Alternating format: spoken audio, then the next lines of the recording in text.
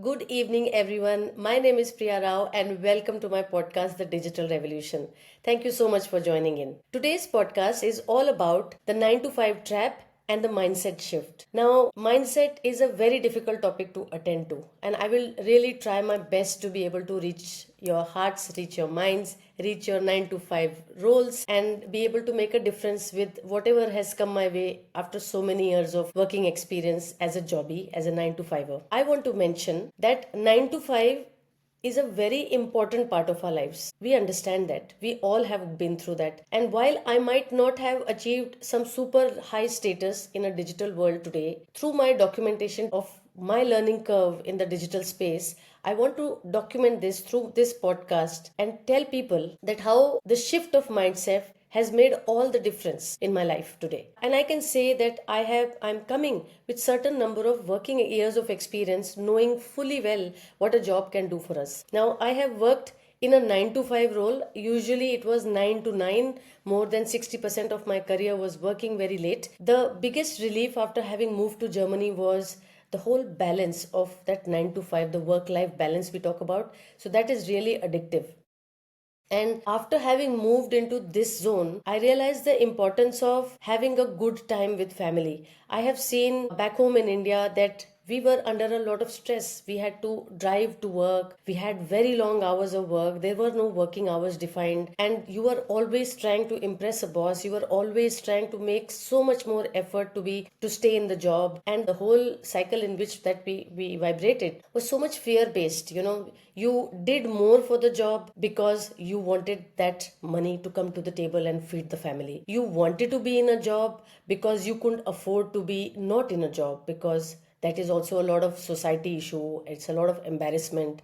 You wanted to be in a nice big job, so it was all the more difficult to leave those jobs. And the carrot of a 9 to 5 job is so interesting that after having moved into a business role, I want to say this, that I realized there is so much of more abundance in a business because you pay the taxes after earning the money. You don't pay the taxes before you get the money in your hand. So this is what happens in a 9 to 5 role, and this is something very few people understand. You will have to maybe shift out of that zone to understand what I'm talking about. But today's topic is going to be about how we can help you build up one step at a time a little mindset in becoming a better version of whoever you are today, without jolting you out of a 9 to 5 role which might be giving you a lot of comfort, guys. And I totally get it, because until last year July, when my company chose to go bankrupt, and they decided to let go of a lot of us, it was only then I realized that, do I really want to go back to a job? I have now 24 years of sales and marketing career, and I said that, is it really I want to go into a 9 to 5 role to redefine and all over again start my whole career, all over again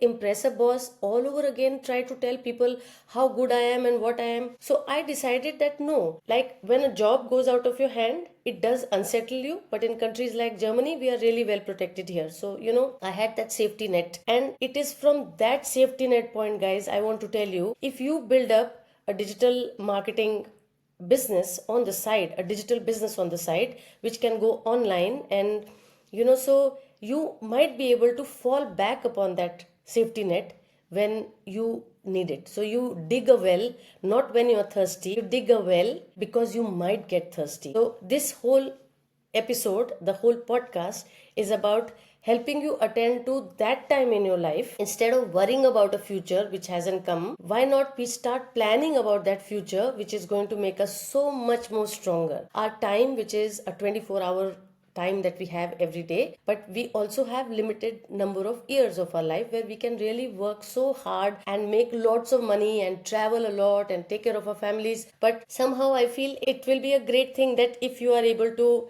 build that safety net to fall back upon in case a time arises. And of course, as they always say, when you are in a job and you're trying to set up a business and you don't know which one to juggle with and which one to focus on, so you keep building the business till it comes to a point that it starts giving you at least double of what you are earning through your employee role. So when you move to that point is when you can really call the shots and decide if this is it for you or you want to stay in that 9 to 5 role, right? So nothing in a 9 to 5 job is wrong. Being in a 9 to 5 role is perfectly fine. You must be so good at whatever you are because of which you got hired, right? We are in a very, very competitive space, and I call it a hyper competitive space because today, wherever you are from, you're not an Indian anymore, or you're not a German anymore, you're not a African anymore, but you are a global citizen. So everybody is moving from one country to the other. But the interesting part about the whole digital space will be that you will be in a borderless world. Okay, so the beautiful part about being part of a digital space, a digital business,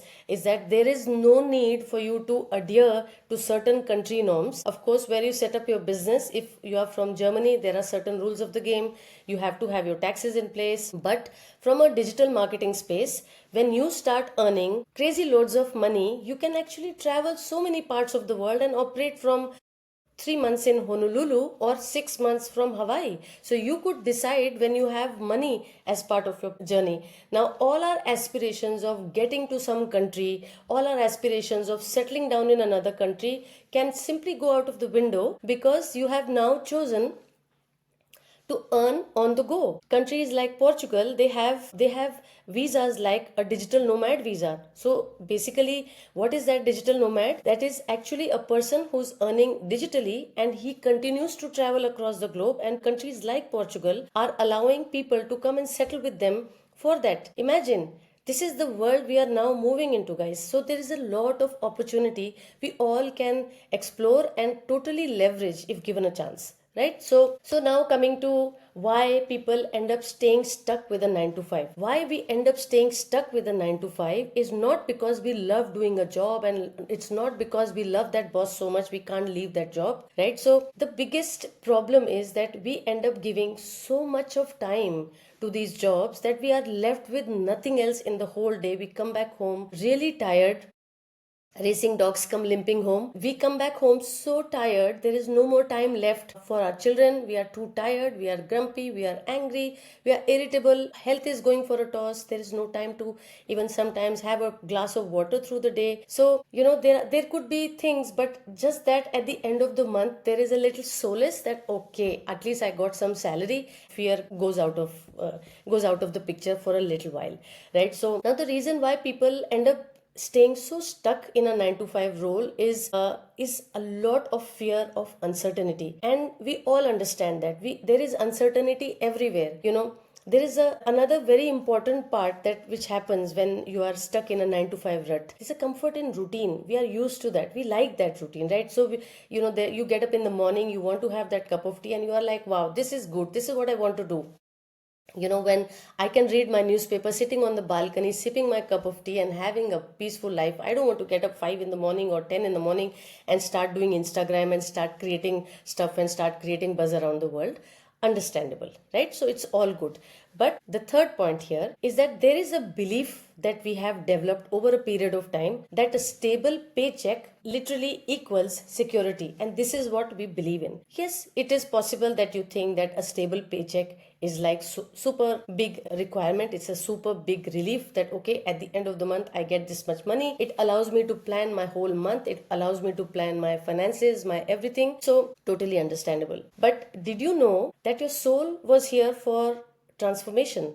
And this is such a wisdom from the Japanese. They say that the soul who has come into this planet has actually only come for transformation. Now the soul chose your body to come and experience this beautiful planet and travel the world, eat all the different types of cuisines, meet more people, but we started boring the soul.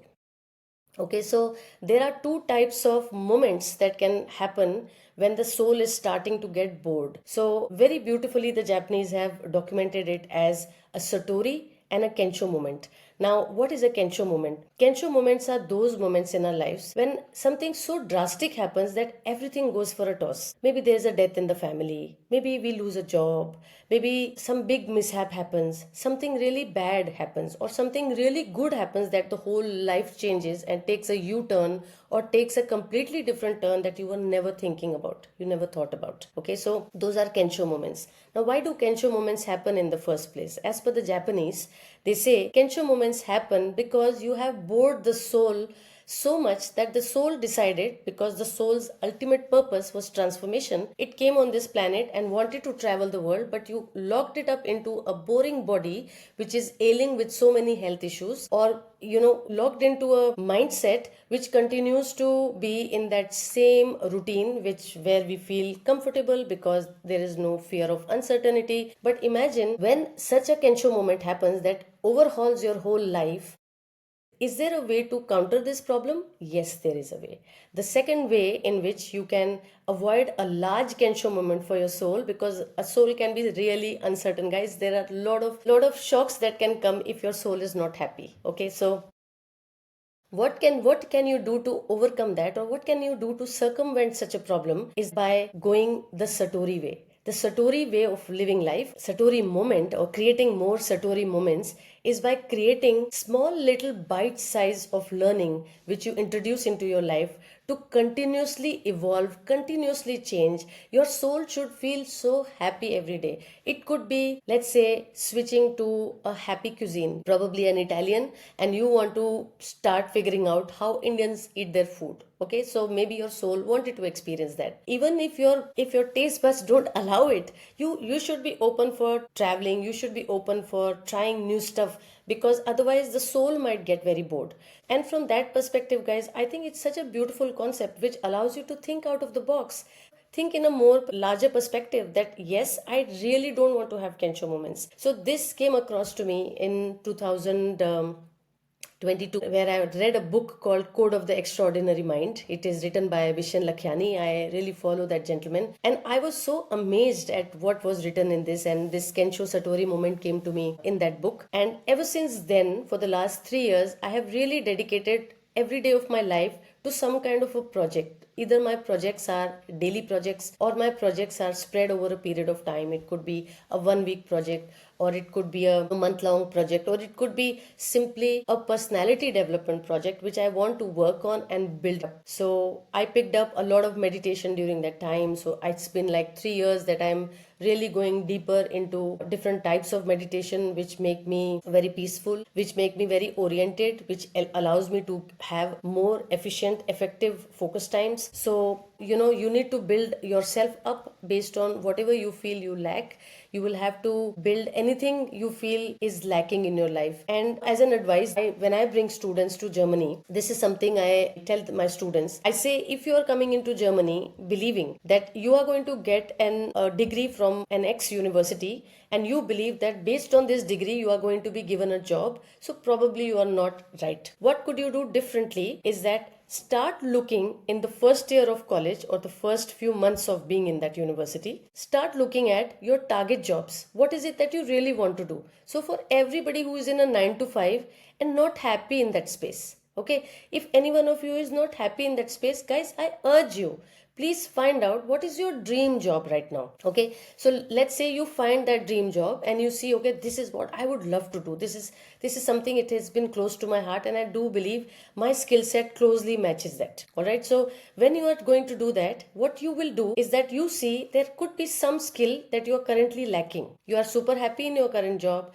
but in that dream job there are those few skills which you lack currently. What you could do is get started on the skill set and start learning it. Maybe when you have already acquired that skill set, you are not interested in that job anymore. That's also a possibility, right? So however, you continuously take your soul through that learning path.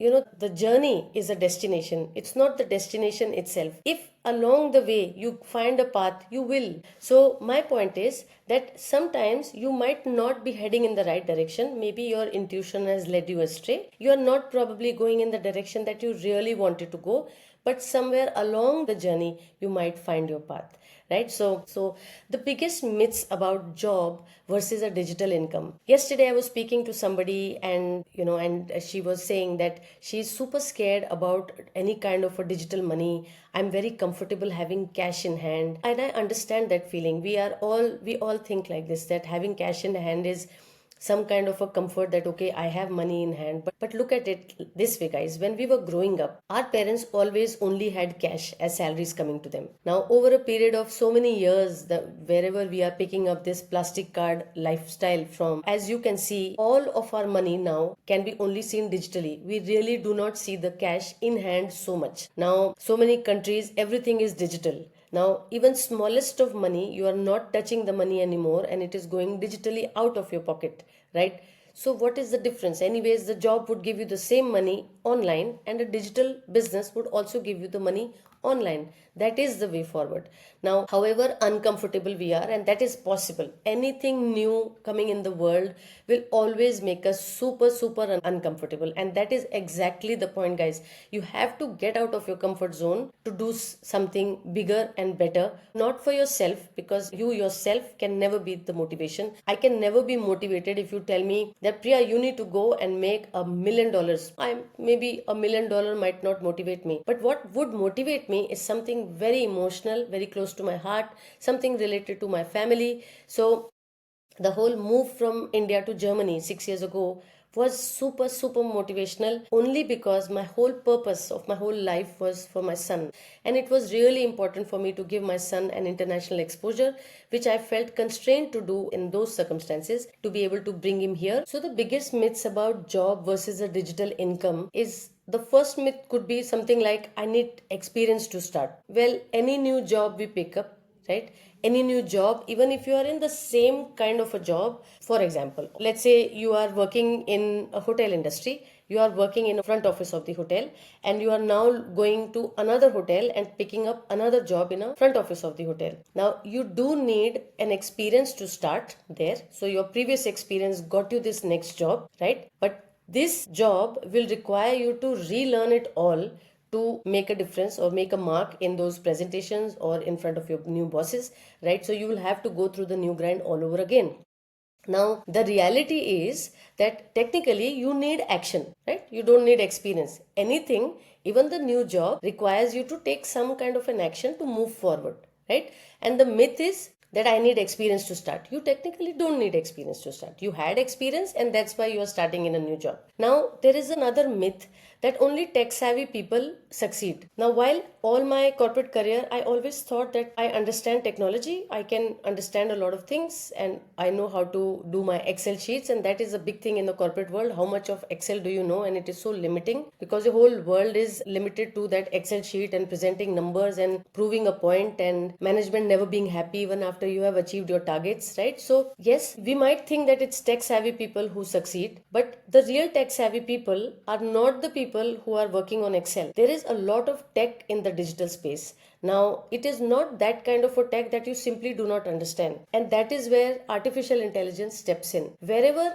you see artificial intelligence today, you will be able to see, and just like any of those sci-fi movies where they have transparent screens and they are planning and moving, setting a whole plan in place. Now, all of these places, they are not tech savvy, but they have gadgets which make their tough life or complicated work lives simpler with the use of technology. And if in today's day and time, if you set up a business or you start exploring the digital world, you'll be shocked and you'll be surprised. There is a whole wide web available as a whole ecosystem which has gotten created now to support whatever is happening. Solopreneurs are on the rise all along. When I say solopreneur, they are literally having $1 million businesses completely run digitally, and there is nobody that they have other than technology. They have AI, they have softwares, everything is online. Okay, so the myth could be that you need to have to be tech savvy to succeed, but the reality is that it's only about mindset and only about consistency. If you have the consistency in place, guys, you will be so easily able to build a skill. I want to talk about this. So I started my journey on the 29th of January. The first week was a lot of mindset. Okay. It took me a lot of time, and that is why I wanted to have this podcast today. So it took me a lot of time to come to terms with the fact that, okay, I have cleaned up my calendar and I'm not going to be doing my regular 9 to 5 business work anymore, because I'm not in a job, but I have to do my business. I bring students from different parts of the world to Germany. So that is also another hectic work, right? So I thought, okay, if I'm going to clear up all of this space for that, maybe it is too late for me, or am I doing the right thing? Will I be able to pick it up? But in the first week, I started creating content. I started building and learning Canva. After a week of time, I was able to build content on the go, because there are many other things that this whole program teaches you. So I was able to start creating content on the go, and I was able to create content. I just had to fix a time. Okay, 3 times a day, I'm going to be posting some content online, whether it is Insta, whether it is Facebook, or it is LinkedIn, wherever. So I started building up my whole content strategy. So first week was a lot of struggle. It was taking a lot of time. But at the end of that first week, I have become like a pro. My next week was about building up speed in the same content space. So what I did, I took two challenges, both difficult. I do not have a marketing resource yet for my personal company. So I said, let me be the marketing manager, because I'm learning the whole content game. Let me build it up for both the businesses together. So I started building my content in my personal space, and I also started building content for my business. Guys, the biggest fear I had was, how will I create so much content for my own business, which is so difficult. But I was amazed at the end of the second week. I was so rich with so much content. Now I have content, I have formats ready for some even 6 months down the line, which it can be circulated, right? So I want to say, the whole of this week when I started podcasting, so I'm learning the whole skill of editing a video, creating new videos. Maybe I'm good, maybe I'm not that good, but I just know I have the mindset to learn, and I'm just doing it. I'm showing up every day, and I'm showing up to stay consistent, because I know my consistency is going to ultimately build up my skill set, right? So I'm building this up. Tomorrow, if I hire a marketing manager, I should be able to get that person to do the job I really wanted. What is the output that I really need from somebody who will work for me, or expertise that I want to come out from these products, that I will have to speak to them, right? So if you think it is too late for me, the reality is the best time was yesterday. Okay, the second best is now, right? So you can get started.